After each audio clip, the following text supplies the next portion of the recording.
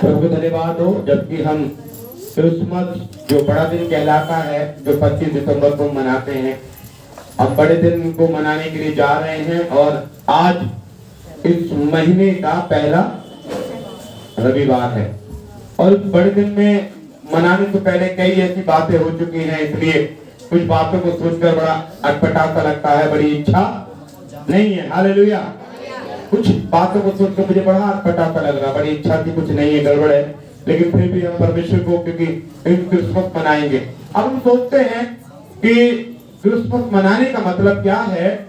बड़ा दिन मनाने का मतलब ये है कि जैसे हमने चर्च में व्हाइट वॉश करा ली, तो बहुत से लोग कहते हैं व्हाइट वॉश करा लेने का मतलब है क्रिसमस मना लो। कि बहुत से लोग कहते हैं करे अभी तो भाई साहब हमारे यहाँ पुताई भी नहीं हुई है? वो कुछ लोग कहते हैं अरे भाई साहब क्या बड़ा दिन मना लो, इस बार तो पैसे भी नहीं है कि हम क्या करें, नए कपड़े खरीद ले।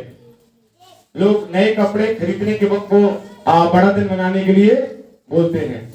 दूसरा, लोग की समझ में है बड़ा दिन मनाने के लिए कि क्या है बड़ा दिन मनाना।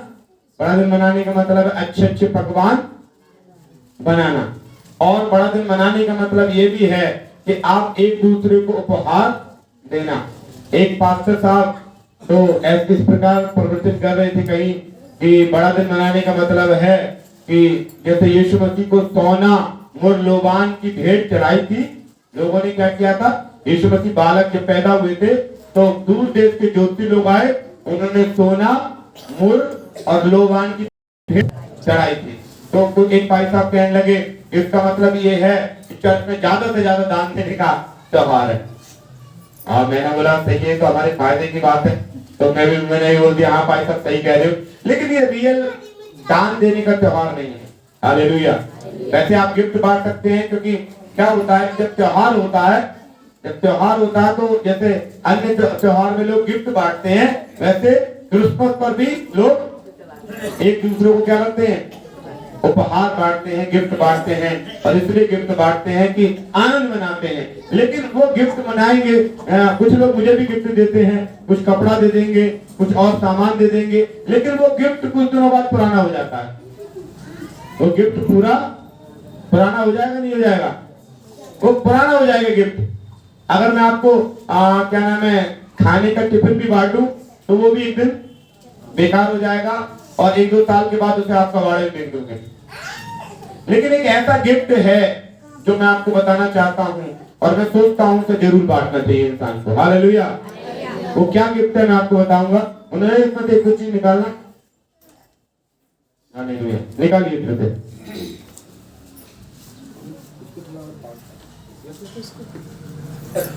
हालेलुया, इसमें से निकले, उसको डिब्बे में रखा हुआ है। एक गिफ्ट में बताऊंगा कि आप उसको क्या कर सकते हो, बांट सकते हो। अब आप बोलोगे क्या गिफ्ट है, मैं पहले गिफ्ट दिखा दूं। हालेलुया। ये गिफ्ट ये है, ये क्या है, ये है नया नियम। वो लोग पुराना नियम बहुत लोग जी लिए, अब कौन सा नियम, नया नियम। ये एक ऐसा गिफ्ट है जो कभी पुराना, और हो सकता है किसी का जीवन बदल जाए और उसका जीवन बदल जाएगा। एक व्यक्ति के बारे में मुझे कल गवाही सुनने के लिए मिली इस पुस्तक में से। तो गवाही क्या थी कि एक व्यक्ति जेल में बंद था, तो जेल में बैठने के लिए आई, तो वो क्या करता था, रोज इसका एक पन्ना फाड़ता, इसमें क्या नाम क्या था, चरस भरता और पी जाता। रोज एक पन्ना फाड़ता, चरस भरता और पी जाता। वो उसका एक सिस्टम ऐसे चल रहा था। एक दिन क्या हुआ, मैं एक दिन की बात बताना चाहता हूँ कि एक दिन उसे चरस नहीं मिली, तो उसने बोला चरस नहीं मिली, आज पूरी किताब को फाड़ डालूंगा। अब वो फाड़ने के लिए जैसे निकाला, उनको एक आयत मिली कि मैं तुझसे प्रेम करता हूं और मैं तेरा जीवन बचाना चाहता हूं। उसने बोला कौन है जो मुझसे प्रेम करता, जीवन बचाना चाहता है। फिर उसने जो फाड़ ली थी, बाकी के किताबों को, बाकी के जो पेज बचे थे उनको पढ़ना शुरू, और पढ़ते पढ़ते उनका जीवन बदल गया। और आज शायद प्रतापगढ़, पता नहीं गोंडा की बात है, वो वहां पे पास्टर है। हालेलुया। आज वो, उसका नाम है पास्टर बीनू। आप सोचिए कितना लोगों का जीवन को बदल देता है। हालेलुया।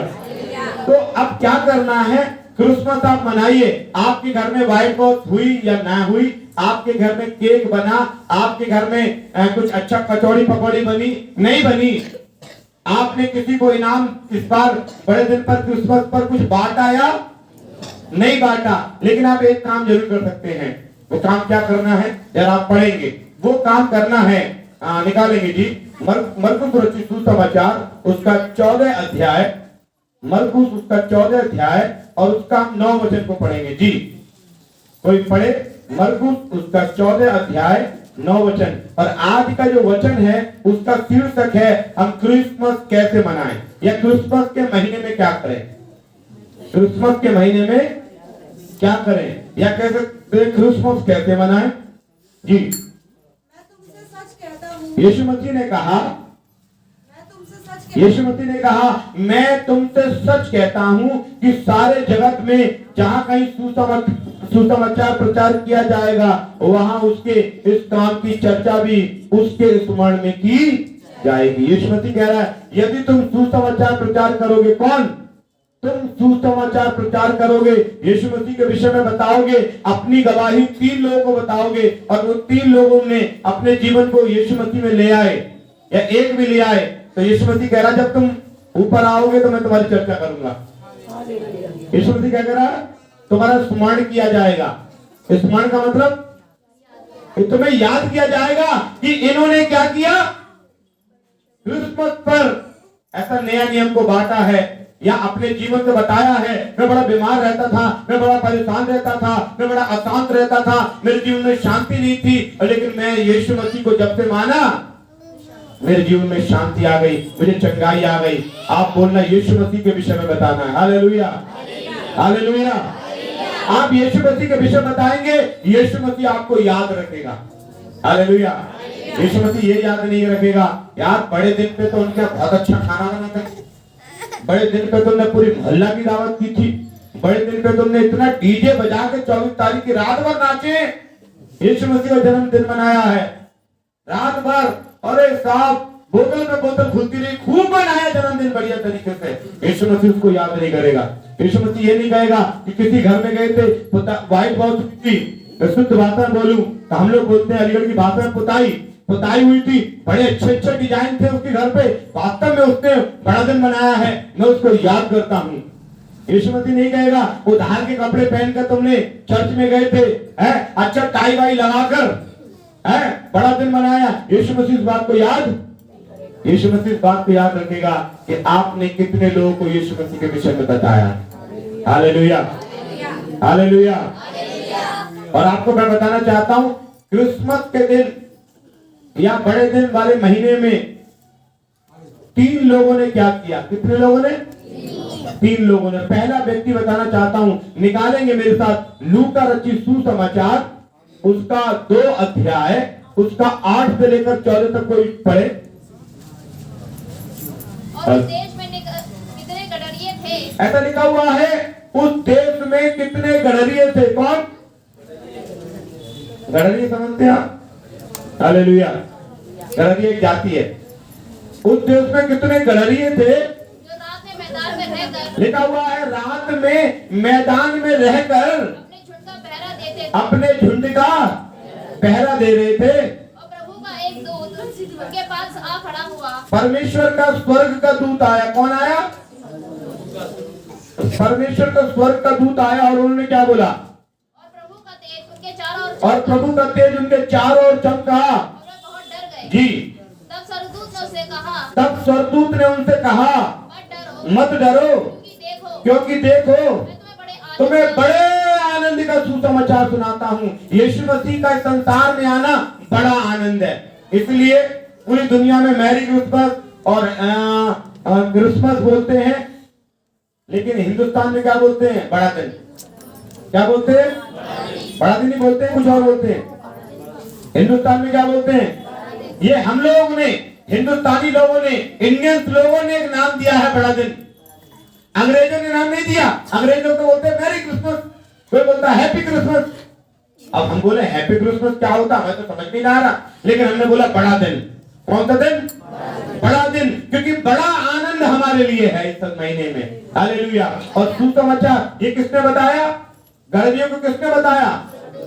किसने बताया? तेज बोले। गलतियों को स्वर्गदूत ने क्या बताया?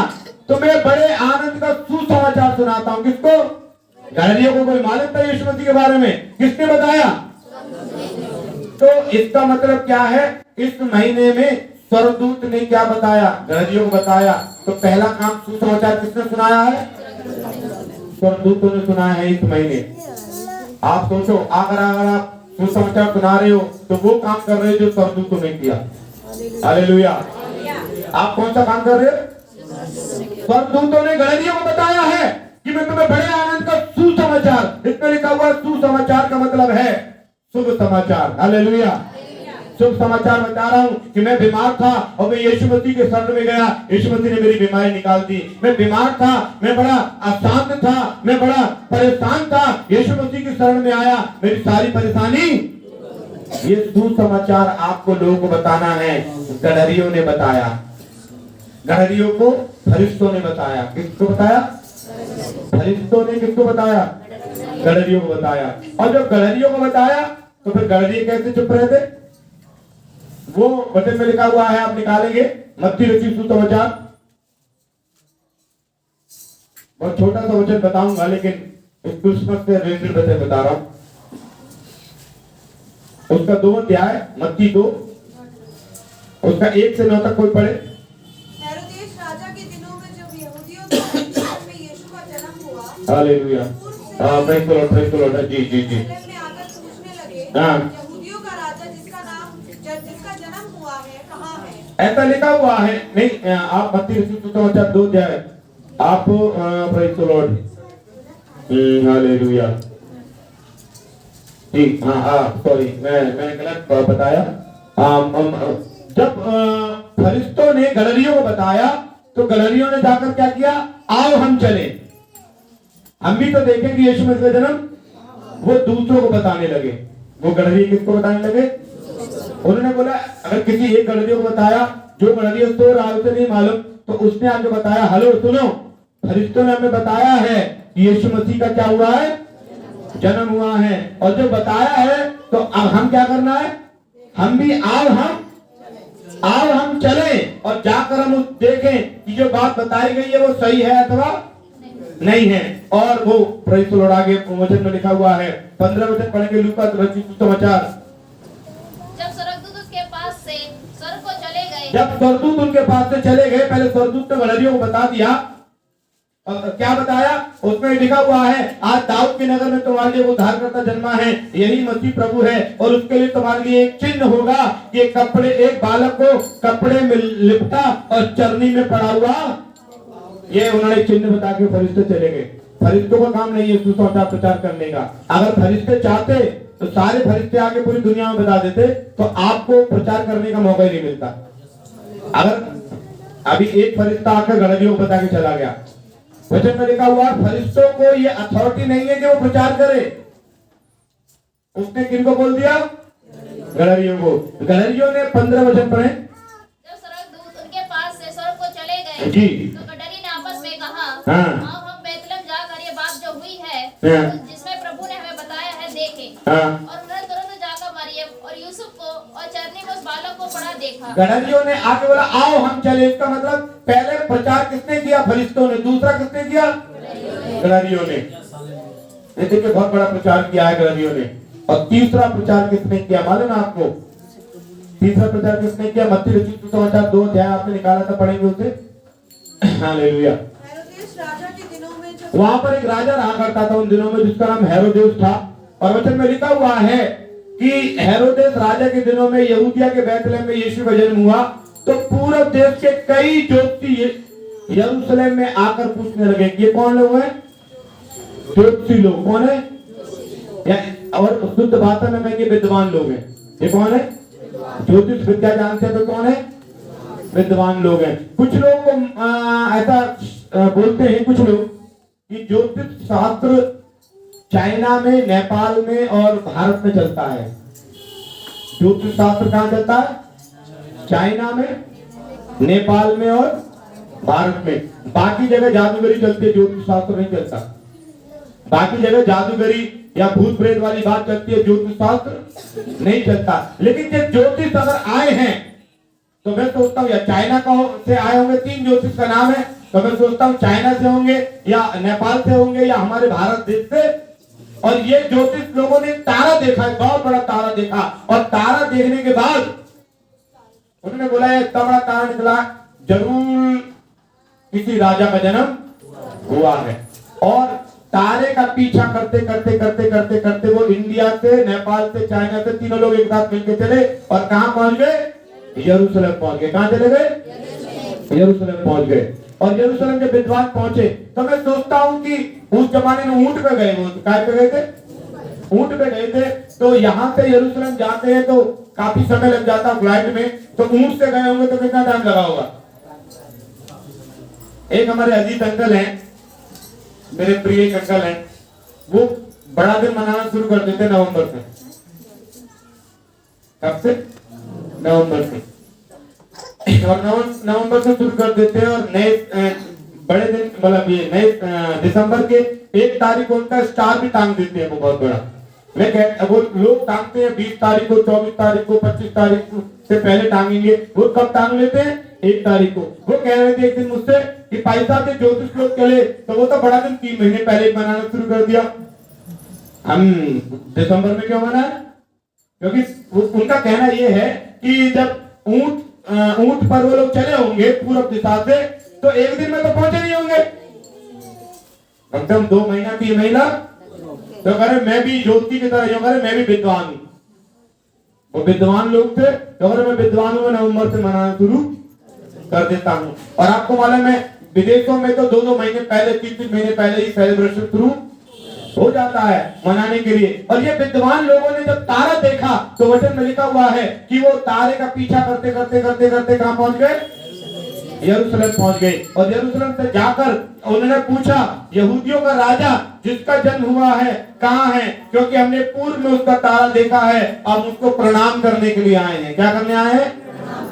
उन्होंने बोला, राजा ने बोला, अच्छा मेरे होते हुए कोई और राजा? अब राजा को कोई खबर थी यीशु मसीह पैदा हुआ है? कोई खबर थी? किसने बताया?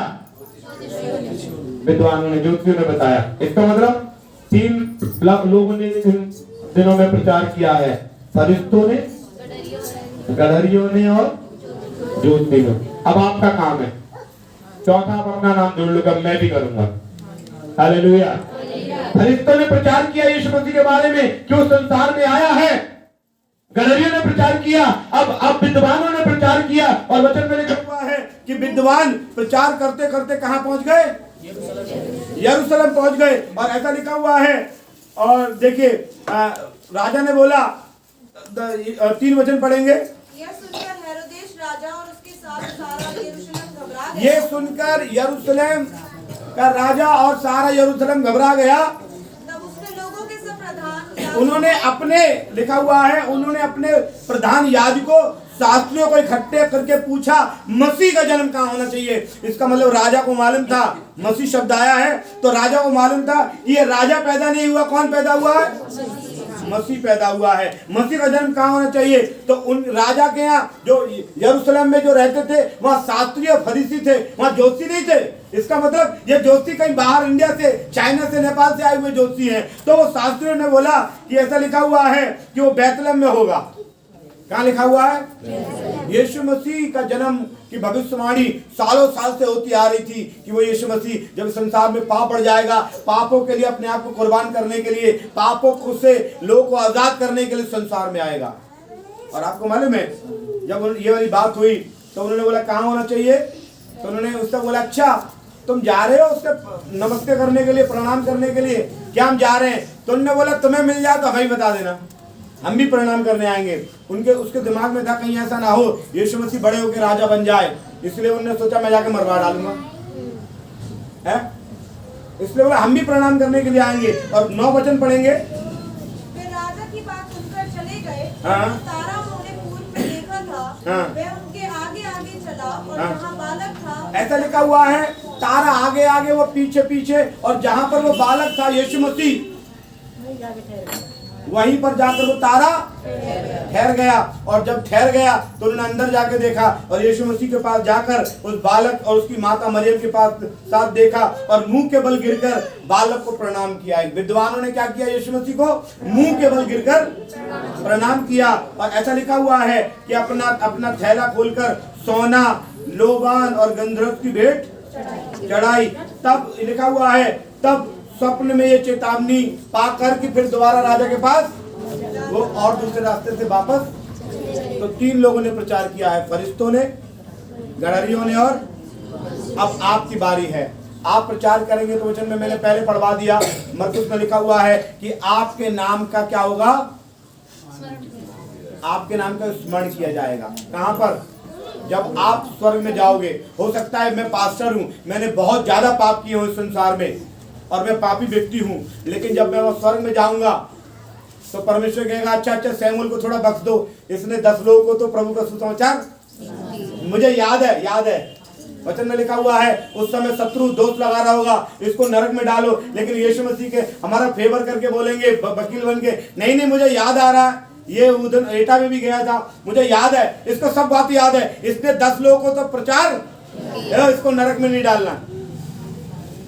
और आगे लिखा हुआ है, ऐसा नहीं है बस वो याद ही करेगा, वरन जो जो प्रचार करते हैं ना, सुसमाचार प्रचार करते हैं, उनको वो मुकुट भी पहनाएगा।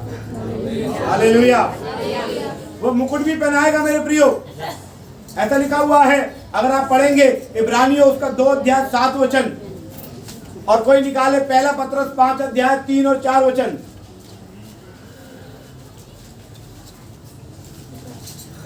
इब्रानियों की किताब पहले आप पढ़ना है, इब्रानियों 2 का 7 पढ़ेंगे। तूने उस स्वर्गदूतों से कुछ ही कम किया, हाँ, तूने उस पर महिमा और आदर का मुकुट रखा। वचन में लिखा हुआ स्वर्गदूतों का अधिकार नहीं है, इसलिए जब आप प्रचार करोगे तो आपके ऊपर 2 मुकुट आएंगे, महिमा का मुकुट भी पहनाएगा वो और आदर का मुकुट भी। महिमा का, क्योंकि इन्होंने पृथ्वी पर मेरी महिमा की है लोगों को बताकर, और आदर का मुकुट का मतलब क्या है कि मैं उनका आदर करूंगा। जब आप कोई टास्क पूरा कर लेते हैं तो कंपनी का एमडी आपको इनाम देता है। हमारी कंपनी का एमडी यीशु मसीह हमें इनाम देगा। हालेलुया। कि तुमने क्रिसमस पर क्या किया है, बड़े दिन पर क्या किया है, 10 लोगों को मैं स्मरण भी करूंगा और मुकुट भी पहनाऊंगा। आप निकालेंगे पहला पत्रस 5 अध्याय का 3 और 4 वचन पढ़ेंगे जी। जो लोग तुम्हें सौंपे गए पास्टर के लिए है कि जो मंडली सौंपी गई है जी, उन पर अधिकार ना जताओ, हाँ, वरन झुंड के लिए आदर्श बनो। हाँ, जब प्रधान रखवाला प्रकट होगा, यीशु मसीह के लिए लिखा हुआ है, जब प्रधान रखवाला जो बड़ा पास्टर है हमारा वो इस पृथ्वी पर प्रकट होगा तो तुम्हें महिमा का मुकुट दिया जाएगा जो मुरझाने का नहीं। तो यीशु मसीह कह रहा है मैं तुम्हें याद ही नहीं रखूंगा, तो मैं क्या करूंगा? मुकुट दूंगा। और उसके साथ साथ तीसरी बात और बताना चाहता हूं, ऐसा नहीं है कि वो हमें बस याद ही रखेगा, मुकुट भी देगा। वचन में लिखा हुआ है पृथ्वी पर भी किसी चीज की कमी घटी होने नहीं दूंगा। मरकुस निकालेंगे उसका 10 अध्याय उसका 29 वचन पढ़ेंगे। मरकुस 10 का 29 पढ़ेंगे 29। यीशु ने कहा मैं तुमसे सच कहता हूँ कि ऐसा कोई नहीं जिसने मेरे और सुसमाचार के लिए घर या भाइयों या बहनों या माता या पिता या बाल बच्चों या खेतों को छोड़ दिया हो। यीशु मसीह कह रहा है अगर किसी ने मेरे लिए सुसमाचार के लिए क्या छोड़ा हो, माता पिता घर अगर छोड़ दिया है तो क्या होगा? और अब इस समय 100 गुणा ना पाए, लिखा हुआ है 100 गुणा ना पाए। लिखा हुआ यदि किसी ने मेरे लिए कुछ त्याग किया है, मैं इस संसार में, जैसे बहन गवाही दे रही थी, मेरा परिवार मुझसे छूट गया, लेकिन परमेश्वर कह रहा इस जमाने में मैं तुम्हें 100 गुणा दूंगा। कितना दूंगा? 100 गुणा कम है क्या? कितना दूंगा? ऐसा नहीं है अरे प्रभु जी हम प्रचार कर रहे हैं, हम मर जाएंगे तब हम तुम याद करोगे तो क्या फायदा, तब हमें तुमने मुकुट पहनाया तो क्या फायदा, अभी तो हम झोपड़ी में रह रहे, अभी तो हम सूखी रोटी खा रहे हैं। प्रभु कह रहा अच्छा यदि तूने मेरे लिए कुछ छोड़ा है, कुछ किया है मेरे लिए, कि हाँ प्रभु मैंने सबको छोड़ दिया, तेरे पीछे लगा हुआ हूँ। अच्छा मेरे पीछे लगा हुआ है, यीशु मसीह क्या कह रहा है मैं 100 गुणा दूंगा। कितना? 100 कम है? हालेलुया, 100 गुणा देगा। आपने जितना काम किया है उसका 100 गुना परमेश्वर आपको पर किया है। तो कह रहे मिल तो रहा है ना पैसा, आप बोल रहे हैं, तो ये भी याद रखो किया ही नहीं होगा आपने। अभी तक मिला क्यों नहीं? क्यों ही नहीं होगा। आपको पड़ोसी नहीं जानता होगा कि आप यीशु मसीह को मानने वाले हैं। हालेलुया। आपको जानते ही नहीं होगा कि आप कभी बाइबल के विषय में बताते ही नहीं होंगे। मैं एक जगह ऐसी, कल हम थोड़ा मजाक की बात कर रहे थे, तो मजाक की बात करते करते मैंने किसी से बोला प्रार्थना में चलने के लिए, तो एक व्यक्ति ने मना कर दिया कि नहीं हम प्रार्थना में नहीं जाएंगे। तो मैंने बोला क्यों? तो मैंने बोला वहां पर महिमा से तू जो भरा हुआ गाने होंगे इसलिए नहीं जाऊंगे।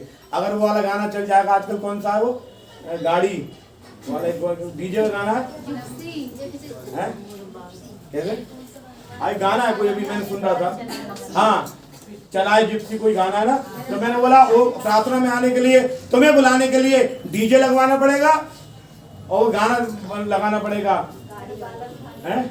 हाँ बालन थानेदार चलाए जिप्सी, तो तुम प्रार्थना में आओगे, नहीं तो तुम प्रार्थना में नहीं आओगे। हालेलुया। मैं सच बात बताना चाहता हूँ, आज प्रार्थना में लोग एंटरटेनमेंट ढूंढते हैं। क्या ढूंढते हैं? आज प्रार्थना में एंटरटेनमेंट ढूंढने की जरूरत नहीं है। आज प्रार्थना में वचन को और सच्चाई को ढूंढने की जरूरत है। Hallelujah, hallelujah. ऐसा है, मेरा बेटी ने आज मुझसे कहा पापा लोगों को आप नचाते क्यों नहीं हो? नहीं, लोगों ने बोला गाने पे मसीह गीत पे नचा सकते हो, उसमें कोई बुराई की बात नहीं है, लेकिन ये चर्च है, कोई कन्वेंशन नहीं है। First of all. नंबर 2, परमेश्वर एंटरटेनमेंट के लिए नहीं है। हालेलुया। परमेश्वर एंटरटेनमेंट के लिए नहीं है, परमेश्वर आराधना स्तुति करने के लिए। Hallelujah, hallelujah. इसलिए क्या करना है? प्रचार करना है, क्योंकि प्रचार करेंगे। एक वचन मत्ती 19 का जल्दी से निकाल के पढ़े, 27, 28, 29 जल्दी पढ़े। मत्ती 19 का, तब उस दास के स्वामी ने मत्ती 19 का। इस पर पतरस ने उससे कहा देख हम तो सब कुछ छोड़कर तेरे पीछे हो लिए, हमें क्या मिलेगा? आपके कह रहा है हम तो सब कुछ छोड़कर तेरे पीछे हो लिए, हमें?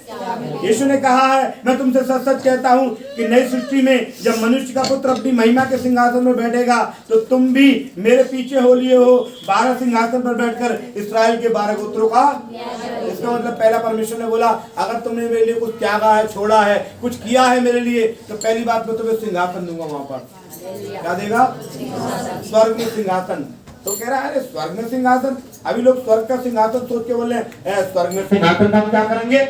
हमारे पास तो अच्छे कपड़े भी ना, स्वर्ग में सिंहासन है, यहाँ का कुछ है नहीं। तब यीशु मसीह ने क्या बोला? आगे पढ़े जी 29।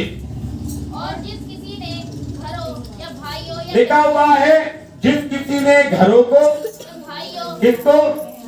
घरों को, किसको? हालेलुया। आने बात करते ना घरों में हमारा रिश्ता कम मिला है। किसी ने अगर घरों को छोड़ दिया हो, भाइयों, कोई बात कर रहा था ना अभी बीते दिनों का हमारा रिश्ता कम है, हमें अच्छी जमीन नहीं दी। अगर आप प्रभु के लोग हैं तो आपको लिखा हुआ है बंजर जमीन भी प्रभु हरियाली बना देगा। हालेलुया।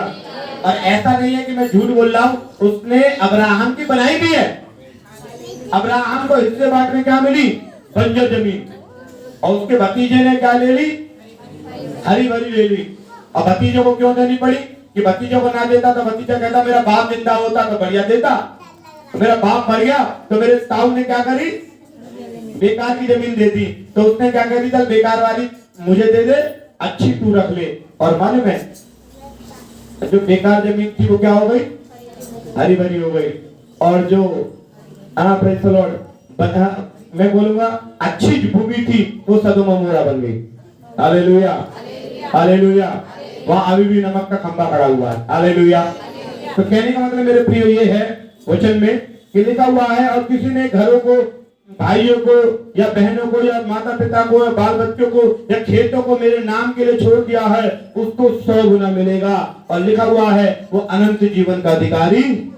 इसका मतलब यहाँ भी मिलेगा। और इसलिए क्या करना है? सुसमाचार प्रचार करने से लजाना नहीं है। अब सवाल उत्पन्न होता अच्छा पैसा आपने कह दी, अब हम 2 लोगों को सुनाएंगे। और 2 लोगों को बात करते करते हमारी क्या होता है? लज्जा शुरू हो जाती है। क्या हो जाती है? लज्जा शुरू हो जाती है। अगर आप निकालेंगे एक वचन निकाल के हम समाप्त करेंगे। हाँ, निकाले मेरे साथ रोमियो उसका 1 अध्याय उसका 16 वचन। क्योंकि मैं सुसमाचार से नहीं लग जाता। परमेश्वर का दास पौलुस कहता है मैं सुसमाचार से नहीं लजाता। और हम क्या करते हैं? अरे हमें बात करते हुए शर्म आएगी। हमें की बात करते हुए क्या होगी? क्या आप सुसमाचार प्रचार करने से लजाते हैं? आप सुसमाचार प्रचार करने से लजाते हैं? अभी क्या कर रहे हो? सुसमाचार प्रचार करने से लज्जा आ रही है। अगर लज्जा आ रही है तो फिर कैसे आपको परमेश्वर सौंपना देगा? कैसे आपके नाम का मुकुट स्वर्ग में मिलेगा? कैसे परमेश्वर आपको आशीष देगा? आप उस लज्जा को छोड़ो, किसी भी तरीके से आप बात करो। वचन में लिखा हुआ, मैं वचन ज्यादा नहीं खुलवाना, लूका 3:18 में और प्रेरितों काम में लिखा हुआ है 5:42 में लिखा हुआ है, किसी भी तरीके से बात करो, लेकिन आप यीशु मसीह के इन दिनों में बात करो। Hallelujah, hallelujah. जब आप यीशु मसीह के विषय में बात करेंगे, यीशु मसीह निश्चित इस क्रिसमस आपको बहुत आशीष देगा। हालेलुया। आइए परमेश्वर से प्रार्थना करेंगे और हम वायदा, अगर आपको किसी को ये चाहिए कि हाँ मैं 10 लोगों को बांटूंगा, 3 लोगों को बांटूंगा जो पढ़ सकते हैं, तो मुझसे ले जा सकते हैं आप, ठीक है? परमेश्वर आप सबको प्रार्थना में चले। धन्यवाद स्वामी, प्रेज़ द लॉर्ड, हालेलुया। पवित्र पिता, हम प्रार्थना करना चाहते हैं यीशु मसीह के नाम से। परमेश्वर प्रभु जी, हम प्रार्थना करते हैं यीशु मसीह के नाम से। हालेलुया।